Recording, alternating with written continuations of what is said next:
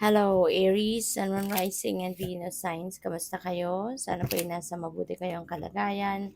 Welcome back po sa Star Tarot. At kung bago kayo dito, welcome din po kayo. Please subscribe, like, share my videos, and leave me a comment kung nakaresonate po kayo. Thank you.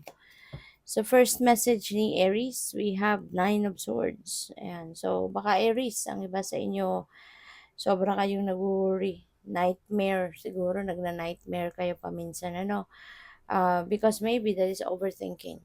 Okay? Overthinking or nag-aano kayo, sobra kayong nag-worry, sobra kayong nai-stress. Kaya nagkakaroon kayo ng mga ganyang pakiramdam. Ang iba sa inyo siguro, hindi na kayo na nga nakakatulog, no? Kasi sa pag-worry. So, ano man itong ipinag-worry ninyo, no? Sana mas isipin ninyo, no? Kung kayo nag-worry, problema, mas isipin ninyo siguro dapat yung kung ano yung solusyon na magagawa ninyo instead na mag-worry kayo, 'di ba? Kasi mas lalo lang kayong maninega, mas lalo kayong mag-a-attract ng negative situations, negative things into your life kapag nag-worry kayo. Kasi worrying is a negative energy.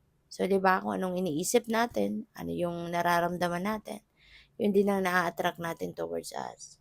'Di ba? Kaya as much as possible, project your negative thoughts, project your negativity into something positive para mas magkaroon ka ng mas magandang sitwasyon sa buhay.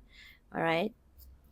We have Page of Swords. So, kung ano man yung pinag-worry mo, there could be information, there could be inspiration na dadating.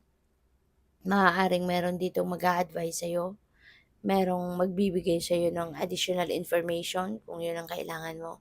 Maaaring yun ang dumating, 'di ba, na makakatulong sa'yo, no, sa inyong sitwasyon, sa kung ano man itong pinoproblema ninyo. Maaaring ito yun maghahatid sa inyo ng impormasyon na makakabigay sa iyo ng enlightenment, no? Yung mga impormasyon na 'to.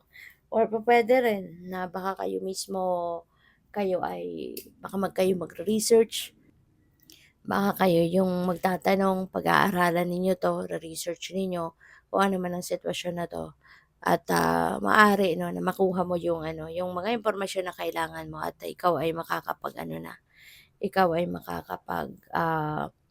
relax na, 'no, at ikaw ay tawag dito, ikaw ay, magkakaroon na ng kalinawan, 'no, direksyon ng iyong isipan.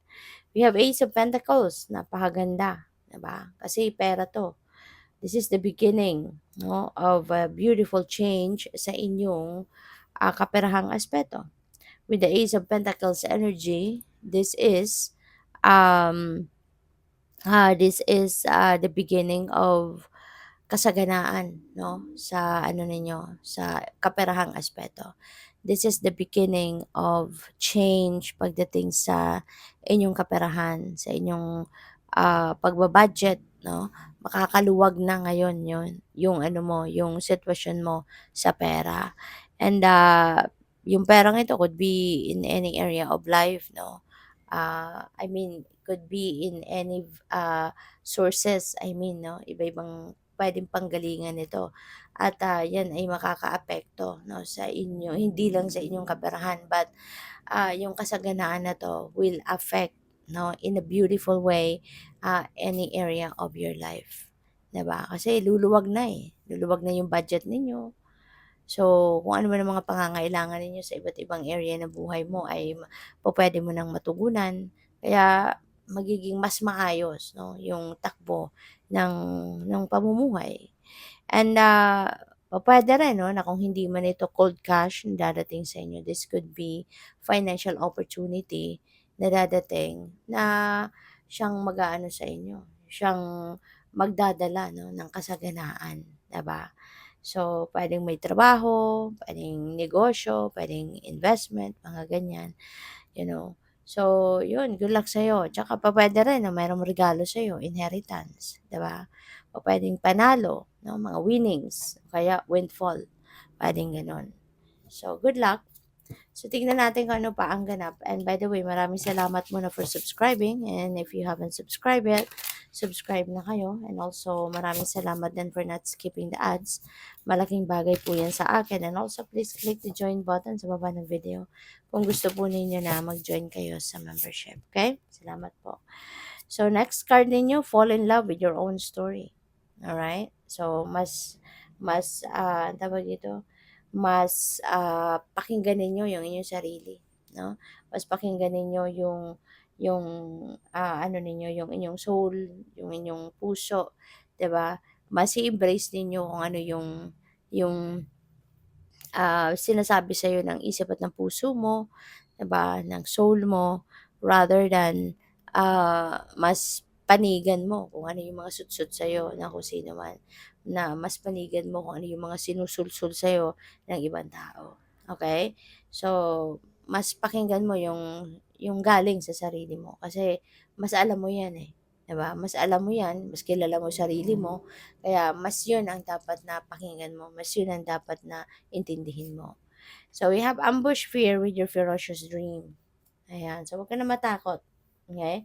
Huwag kang matakot na sundin, no, ang inyong mga pangarap. Gawan mo ng paraan ang inyong mga pangarap na ma-achieve mo to. 'Di ba?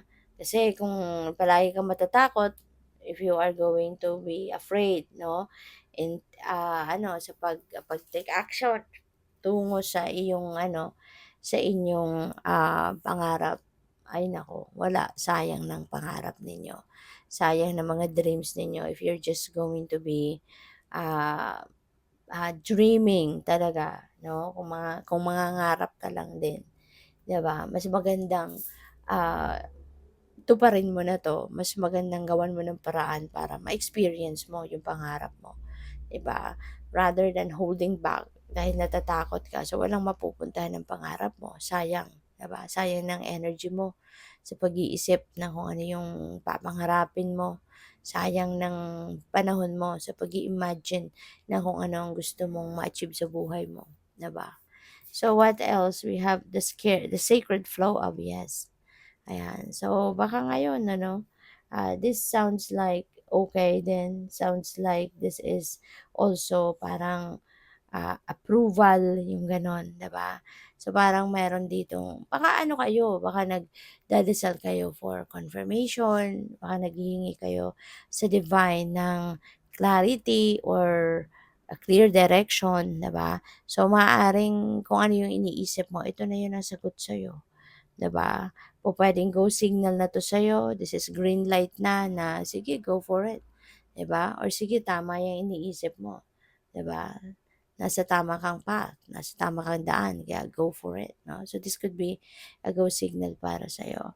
Possible din na baka meron kayong pagsasabihan ng yes, may kakausapin kayo or kayo yung makaka-receive ng yes answer from the person you're talking to. So good luck. Thank you for watching. Love and light. Namaste.